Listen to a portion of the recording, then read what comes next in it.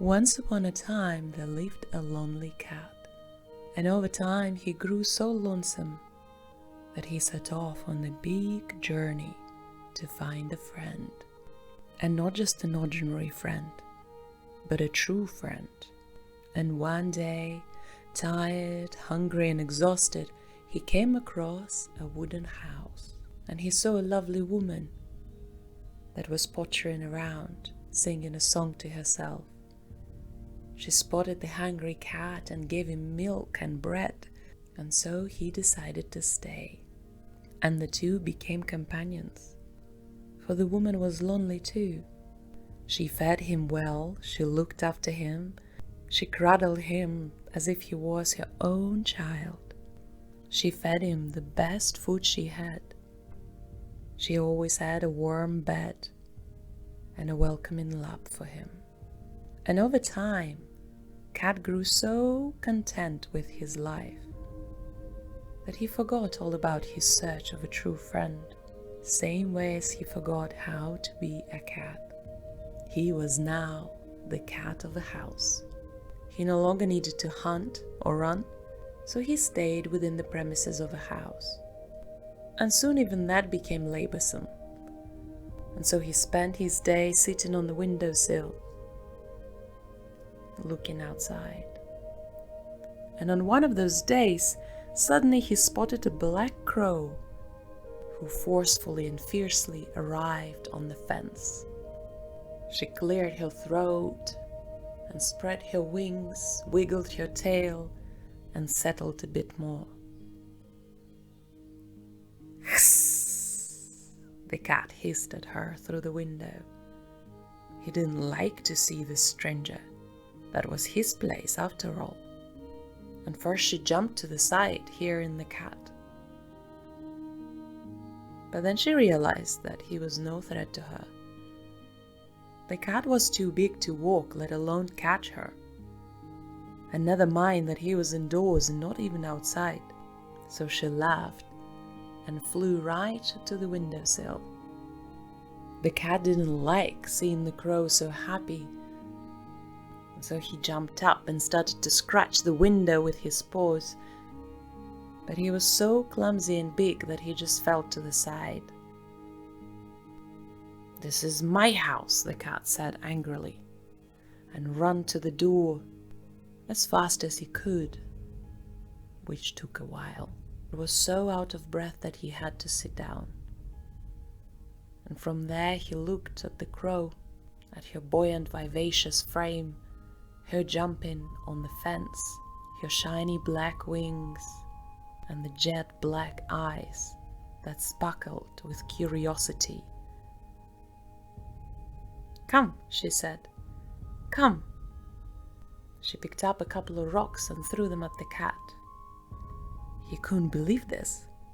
She was so rude in his house. With all the remaining strength, he jumped up and walked towards her. But soon he got tired again, and exhausted he fell to the ground with his paws stretched. He was defeated by the black crow. She flew and sat on his back. "Oh, brother cat," she said, "what has happened to you? Have you forgotten how to be a cat, how to run and hunt? What is there to be with the world if the cat no longer can catch, or at least try to catch a bird? Come on," she said, and pecked him with her beak. He meowed and rolled to the side, but unable to get up, he just lied there with his tongue out. "I can't," he said. "I'm too tired." The crow left him. She took off and flew right in the sky, dancing with the wind towards the sun. He could hear her long after he stopped seeing her. And despite all his anger and the bruised ego, the cat felt sad to see her go. But it wasn't long until she returned. She came back the day after with her two sisters. All of them picked up cherries from the cherry tree nearby. "Catch them! Catch the cherries!" the black crow told him. He tried to do it but found it very difficult, so he grew really angry. "I don't want to catch anything," he said. "Can't we just sit and talk like civilized beings? Why do we have to catch things? Why do I have to catch anything?" The crows racketed with laughter. But soon they grew bored. The cat wasn't playing with them, and they all flew away. But the black crow returned. And as the cat was still sulking, she flew closer to him and pecked him. "Why do you want to be civilized when there is no play and joy in that civilization of yours? What is it that you live for, cat?" she asked. "Well, what is it that you live for? For silly jokes and harassments?" the cat asked her. She looked at him kindly. "I am sorry if I hurt you," she said. "But sometimes one needs to be pecked to be fully awakened. If I talk to you in sweet language of humans and comfort that you grew so accustomed to, would have you ever listened to me? Would have you ever felt that need to run?" The cat knew she was telling the truth, so he just dropped his head down. "You know what you need to do," she said. "You swapped your wild side for comfort, and you lost who you are in the bowl of food." "But I feel safe here," the cat said. "I was the loneliest cat in the world with no friends. And then I came here and found this human lady, my friend." The crow sighed. "I don't know what it's like to be lonely," she said, "for I always had my sisters. But there is one thing I know about friends, for I always had my sisters.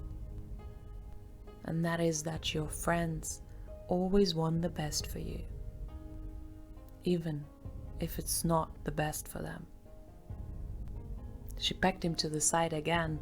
The cat twitched and jumped to the side. "Ouch!" he said.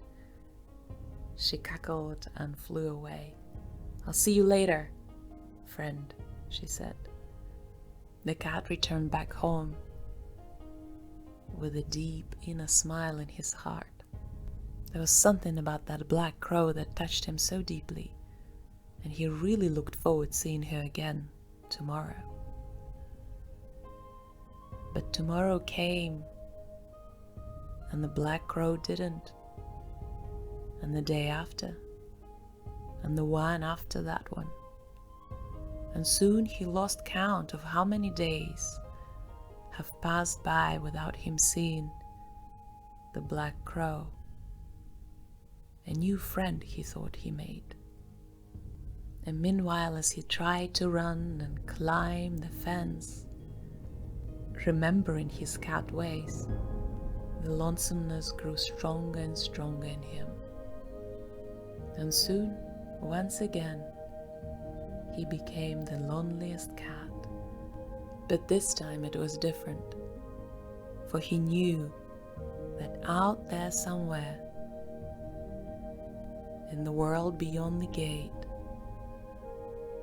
he has a friend, a black crow. And as she came to find him, now it was his turn to go and find her. And so one day,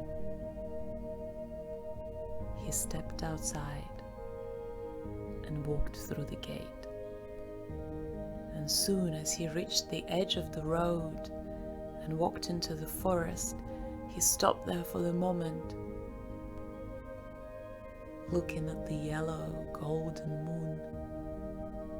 And there, for a glimpse of the second, he wondered whether it was a right decision, whether he will ever find the black crow, whether they were true friends, whether all of this was worth it, and whether perhaps he still can return back. And just in that moment, he suddenly felt a strong pinch to his back. "Ouch!" he said, and jumped to the side and heard the familiar laughter next to him. "I thought you'd never come," the black crow said. She jumped on his back. "All right then, let's go. Follow the moonlight." And the two of them set off on the adventure none of them have ever been on before.